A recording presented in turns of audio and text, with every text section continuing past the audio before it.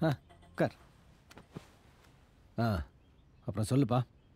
Sir, நீங்கள் எங்கள் அப்பா கிட்ட பணம் ஏதாவது கொடுத்து வச்சுருந்தீங்களா சார்? அதை அவர் மறதியில் தொலைச்சிட்டாரா? சொல்லுங்கள் சார், நான் யார்கிட்டையும் எதுவும் பேச மாட்டேன் சார். தயவு செஞ்சு ஏதாவது தெரிஞ்சால் சொல்லுங்கள் சார். 5 கோடி. 5 கோடியா? 5 கோடி. இதில் இல்லைன்னா மாற்றி கட்ட வேண்டியது தானே? முடிச்சுண்ணே. ஹலோ ராகவன் சார், சொல்லுங்க சார். கொஞ்சம் வீடு வரைக்கும் வர முடியுமா? இப்போவா? இப்போ. உங்கள் வீட்டுக்கா சார்? ஆமாம். ஒரு ½ அன் ஹவரில் வந்துட்டுங்களா? சார், எனக்கு நீங்கள் ஒரு ஹெல்ப் பண்ணணும். சொல்லுங்கள் சார். இந்த பேக்கை கொஞ்ச நாள் பத்திரமா வச்சுருக்கணும். சரிங்க சார்.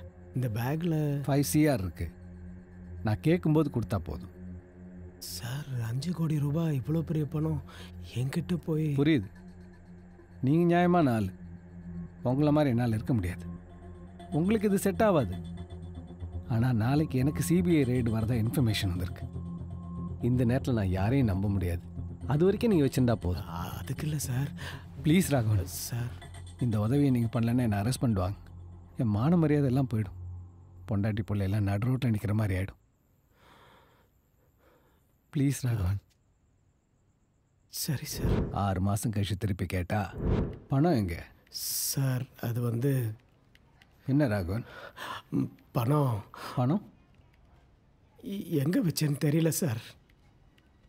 என்னது, எங்கே வச்சேன்னு தெரியலையா? இல்லை சார், அது இல்லை சார். எங்கேயோ வச்சு மறந்துட்டேன் சார் நான். ராகவன் சார், இந்த மாதிரி குண்டூசி, பேனா, பர்ஸு இப்படி மறந்து இருக்கலாம். ஆனால் முழுசாக 5 கோடி ரூபா பணம் மறந்துருச்சுன்னா... சார், அது எனக்கு ஒன்றுமே புரியல சார். எனக்கும் தான். நான் உங்ககிட்ட கொடுத்தது கருப்பணம். அதை நான் உங்ககிட்ட கொடுத்தேங்கிறதுக்கு சாட்சி இல்லை. அதை நீங்கள் இப்போ மறதியில் தொலைச்சிட்டேங்கிறதுக்கும் சாட்சி இல்லை, இல்லையா? ஐயோ சார், அந்த பணம் எனக்கு வேணாம் சார். அதை எங்கே வச்சுட்டேன்னு தெரியலன்னு தான் சார் சொன்னேன். சரி, நீங்கள் போங்க சார். போங்க. பார்த்து ராகவன், அதிக பணம் ஆபத்தானது. இன்றைக்கி நல்லா யோசிங்க, ரெஸ்ட் எடுங்க, ரிலாக்ஸ் பண்ணுங்க. ஆனால் நாளைக்கு வரும்போது கண்டிப்பாக பணத்தோட வாங்க. நம்புகிற மாதிரியா இருக்கு? சார், எங்கள் அப்பா திருடலாம் மாட்டார் சார். அதனால தான் நான் கூப்பிட்டு கொடுத்தேன். அப்போ என் பணம் எங்கே?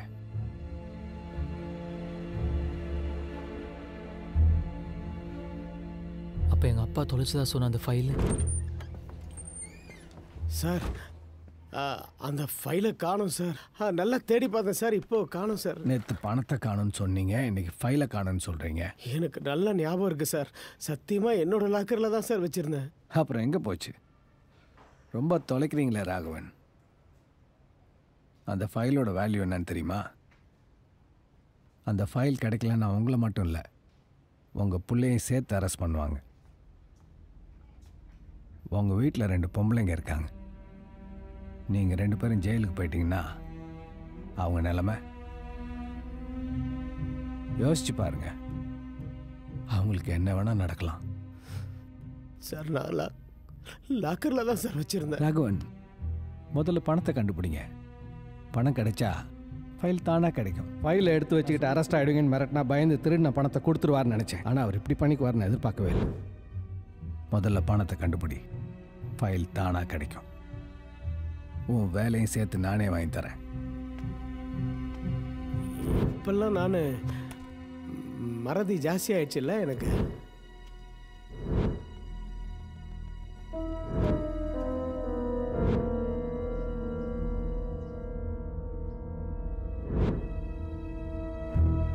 எனக்கு எப்படி தெரியும்?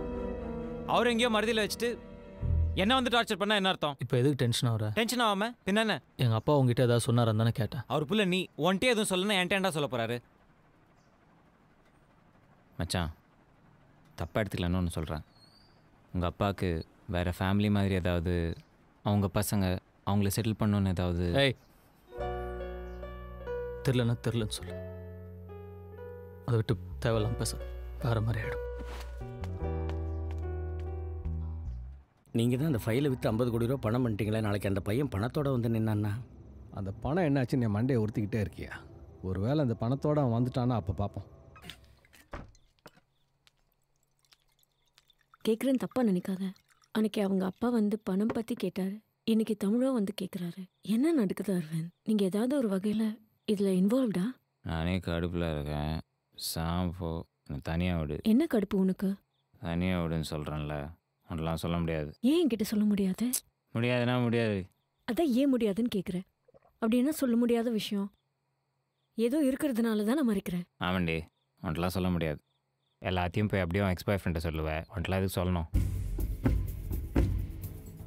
எக்ஸ் பாய் ஃப்ரெண்டா? ஏய் நடிக்காதடி, தமிழும் எக்ஸ் பாய் ஃப்ரெண்ட் தானே. உனக்கு எப்படி தெரியும்? உனக்கு எப்படி தெரியும்னு கேட்டேன். ஏய் பார்த்தேன்டி, எல்லாத்தையும் பார்த்தேன்.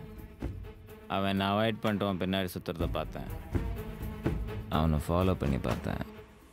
ஒன்றை பார்த்தேன். நீ எவ்வளோ அழகாக இருக்கேன்னு பார்த்தேன். லைஃப்பில் எல்லாமே என்னை விட அவனுக்கு ஏன் பெட்டராக கிடைக்கணும்னு பார்த்தேன். ஆனால் நான் அவங்க நடுவில் வரலப்பா, நீங்களாக தான் பிரிச்சிங்க. அப்புறம் நான் அவனை எடுத்துக்கூடாதுன்னு நினச்சேன். அதான் எங்கள் அம்மாட்ட ஒரு பொண்ணு பிடிச்சிருக்குன்னு சொல்லி உங்கள் வீட்டில் போய் பேச சொன்னேன். இப்போ நீ நீ ஏன் அவனை இவ்வளோ ஹேட் பண்ணுற? அப்போ அவங்க அப்பா பணம் நான் தாண்டி எடுத்தேன். அந்த பணம் என்கிட்ட தான் இருக்கு. இப்போ என்ன பண்ணோம் அதுக்கு? டேய், இதில் 5 கோடி ரூபாய் பணம் இருக்கு. 5 கோடியா? என்ன மாமா, ஏது இந்த பணம்? இது என் ஆஃபீஸர் தப்பான வழியில் சம்பாரிச்ச பணமா. யாரோ இன்ஃபர்மேஷன் கொடுத்து நாளைக்கு அவர் வீட்டுக்கு ரைடு வர போகிறாங்களாம். அதனால இந்த பணத்தை என்கிட்ட கொடுத்து பத்திரமா கொஞ்ச நாளைக்கு வச்சுக்கன்னு சொன்னார். மாமா ஏதாவது பிரச்சனை வந்துரு போகுது மாமா? அதெல்லாம் ஒரு பிரச்சனையும் வராது. சரி, இதை ஏன் இங்கே எடுத்துகிட்டு வந்தீங்க? நான் இருக்கிறதோ குவார்ட்டர்ஸில், அங்கே இதை எடுத்துகிட்டு போக முடியுமா? அது இல்லாமல் போன வாரம் தான் பக்கத்து வீட்டில் நகை திருடு போயிடுச்சு. அதனால தான் சேஃபாக இருக்கட்டும் போய் இங்கே கொண்டு வந்தேன். ஆஃபீஸர் கேட்ட உடனே நான் உங்ககிட்ட இருந்து திருப்பி வாங்கிக்கிறேன். போய் பத்திரமா எடுத்துகிட்டு போய் உள்ள வை. ஓகே மாமா, ஆனால் அம்மாட்ட எதுவும் சொல்லிடாதீங்க. கருப்பு பணம் ரைட்னா அம்மா பயந்துரும். நான் சொல்ல மாட்டேன். அதே மாதிரி நீயும் தமிழ்கிட்ட உங்கள் அத்தை கிட்டலாம் எதுவும் சொல்லாது. 1008 கேள்வி கேட்பாங்க. அதுவும் இந்த தமிழ் இருக்கானே, பிஸ்னஸில் யூஸ் பண்ணிட்டு பணத்தை நான் திருப்பி கொடுத்தலாம் தான் நினச்சேன். ஆனால் அதுக்குள்ளே அவர் வந்து பணத்தை திருப்பி கேட்பான்னு எதிர்பார்க்கல. நான் உங்ககிட்ட கொடுத்தன பணம், அதை அந்த ஆஃபீஸர் திருப்பி எடுத்துகிட்டு வர சொல்கிறாரு. போய் எடுத்துகிட்டு வாப்போ. என்ன சொல்கிற மாமா? இந்த பணம்? டேய், உன் கல்யாணத்துக்கு முன்னாடி நாள் ஆஃபீஸர் என்கிட்ட கொடுத்தாருன்னு சொல்லி உங்ககிட்ட கொடுத்தனே ஒரு பிளாக் பேகு, அதான். போய் எடுத்துகிட்டு வா. மாமா நீங்கள் என்ன சொல்கிறீங்கன்னு எனக்கு புரியல மாமா. என் கல்யாணத்தன்னைக்கு பேக்கு இல்லை மாமா, அந்த மாதிரி எந்த பேக்குமே என்கிட்ட நீங்கள் கொடுக்கல மாமா. விளையாடாதடா, போடா போய் எடுத்துகிட்டு வா. மாமா நான் சீரியஸாக தான் மாமா சொல்கிறேன். அந்த மாதிரி எதுவுமே நீங்கள் என்கிட்ட கொடுக்கல. டேய், எதில் விளையாடுறதுன்னு இல்லை, போடா. என்னாச்சுண்ணே? இல்லைம்மா, என் ஆஃபீஸர் என்கிட்ட பணத்தை கொடுத்து வச்சுக்க சொன்னார். அதை நான் இவங்கிட்ட கொண்டாந்து கொடுத்து பத்திரமா வச்சுக்கிடான்னு சொன்னேன். இப்போ கேட்டால் பணமே கொடுக்கலன்றான். எதில் விளையாடுறதுன்னு ஒரு விவசாயம் வேணாம். டேய், என்னடா கொண்டு வந்து கொடுப்போ. மா அவர் என்ன சொல்கிறாருன்னு எனக்கு புரியல. கொடுத்துருந்தா நான் ஏமா இல்லைன்னு சொல்ல போகிறேன். மாமா நீ எங்கேயோ வச்சுட்டு மறந்துட்டு வளர்ற. டேய், யாரை பார்த்து மறந்துட்டு வளர்றங்கிற? அடி மாமா அடி. எனக்கு அப்பா இல்லைங்கிறனால தானே யார் வேணாலும் வீட்டுக்குள்ளே வந்து அடிக்கலான்னு ஆயிடுச்சு. என்னண்ணே கையெல்லாம் ஓங்குற? அவன் தான் இல்லைங்கிறான்ல. என் புள்ள போய் சொல்ல மாட்டான். மாமா நான் சொல்கிறேன்னு கோச்சிக்காத. உனக்கு கொஞ்ச நாளாகவே மறதி ஜாஸ்தி ஆகிட்டு தான் இருந்துச்சு. நானும் தமிழ்கிட்ட சொன்னேன், டாக்டர்கிட்ட காட்ட சொல்லி. இப்போ பாரு. நல்லா யோசிச்சு தான்ப்பா சொல்கிறேன். நான் பணத்தை உங்ககிட்ட தானே கொடுத்தேன். இல்லை மாமா, நீ எங்கேயோ வச்சுட்டு மறந்துட்ட.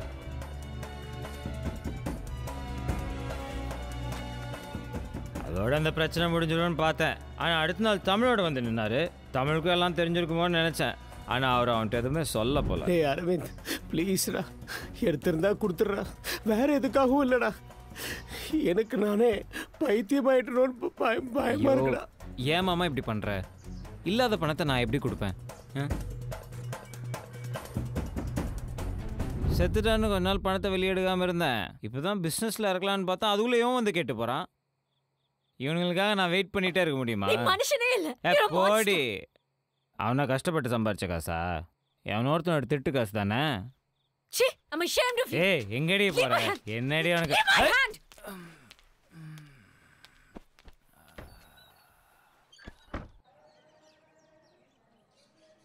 யமுனா, எப்படி இருக்கீங்க? அப்படியே போகுது. வீட்டில எல்லாம் இருக்காங்க. தமிழ் அவருக்கு என்ன, அப்படியே தான் இருக்கார்.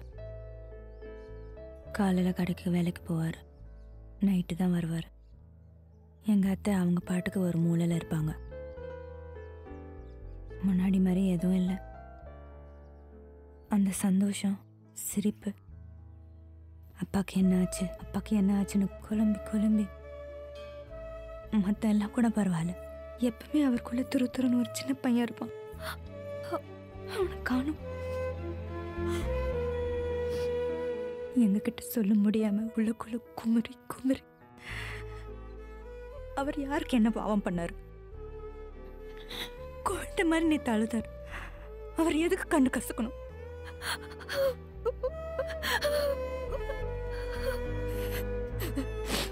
ஏதோ பைத்தியம் மாதிரி என் கஷ்டத்தெல்லாம் சொல்லி உங்களையும் அழ வச்சிட்டேன். இல்ல அதில் இல்லை, நான் அப்படி பேசக்கூடாது. சாரி. இல்ல, நான் சொல்றது கேளுங்க. தமிழ் அப்பா செத்ததுக்கு அரவிந்தா காரணம். தமிழ் அப்பா கொடுத்த பணத்தை அரவிந்தா வச்சுட்டு இருக்கா.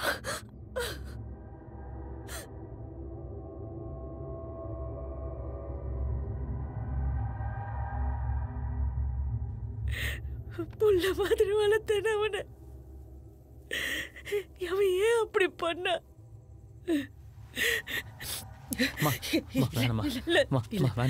ஒரு வாட்டி பார்த்துட்டு பண்ண, உன் முகத்தை பார்த்துட்டு பண்ண, அப்பாவை கொண்டு உன்ன ஒரு வாட்டி நான் சொல்றது அவன் ஏன் அப்படி அவனை விட்டுடாத தமிழ், அவனை விட்டுடாத, அவனை விட்டுடாத.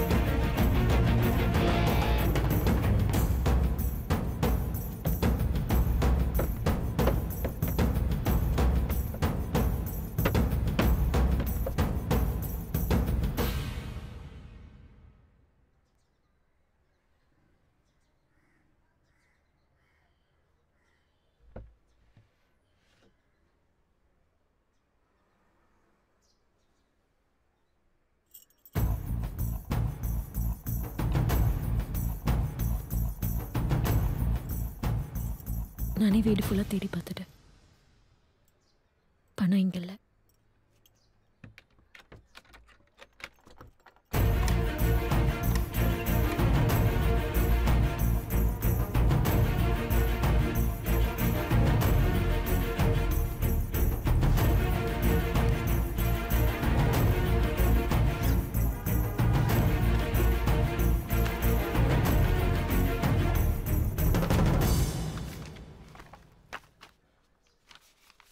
அரவிந்த் ஏதோ இடத்த லீஸ்க்கு எடுக்கணும்னு இந்த டாக்குமெண்ட்ஸை கொண்டு வந்தா. எனக்கு இதை பற்றி ஒன்றும் தெரியாது.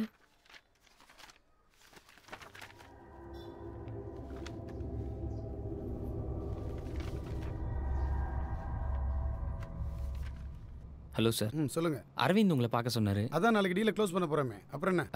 டீலை க்ளோஸ் பண்ண போகிறோம், இருந்தாலும் எல்லாத்தையும் ஒரு வாட்டி கரெக்டாக பேசிட்டு வர சொன்னார். ஐயா, எத்தனை தடவை சொல்கிறது? மொத்தம் 1 கோடி ரூபா இன்வெஸ்ட்மெண்ட், மாதம் 5லேருந்து 10 லட்சம் வரைக்கும் ரிட்டர்ன்ஸ். பக்கத்தில் ஐடி கால் சென்டர் டெவலப் ஆகிட்டே இருக்கு. அந்த இடத்துக்கு நிறைய ஆஃபர் இருக்கு. நீங்கள் மொத்தமாக பிளாக்ல தரதுனால தான் உங்களுக்கு முடிக்கிறேன். டீல்லாம் ஓகே சார், அந்த டீல் பேசுகிற இடம் தான். இதை பாருப்பா, நான் எல்லா டீலும் ஸ்வேதா பார்க் ஃபேமிலி ரூமில் தான் முடிக்கிறது. காலையில் 7 மணிக்கு அங்கே வந்துருங்க. ஸ்வேதா பார்க் ஓகே சார், ஆனால் டைம் தான் 7 மணி வேணாம், ஒரு 9 மணிக்கு வச்சுக்கோமா, அதுதான் எங்களுக்கு நல்ல நேரம். சரி ஓகே. அப்போ நான் வரேன் சார்.